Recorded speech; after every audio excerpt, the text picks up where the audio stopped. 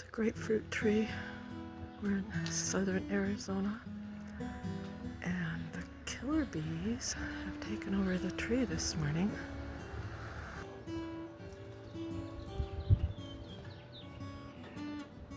Killer bees are also called Africanized bees, and they're hybrid honeybees that are more aggressive. Also, the Africanized bees look exactly like the European honeybees. Here in Arizona, almost 100% of the bees are Africanized because they have interbred with European honeybees for decades. Hundreds of people here have been attacked by these bees, and they can chase you for up to a half a mile. Africanized bees are important to pollination, just like regular bees, so they're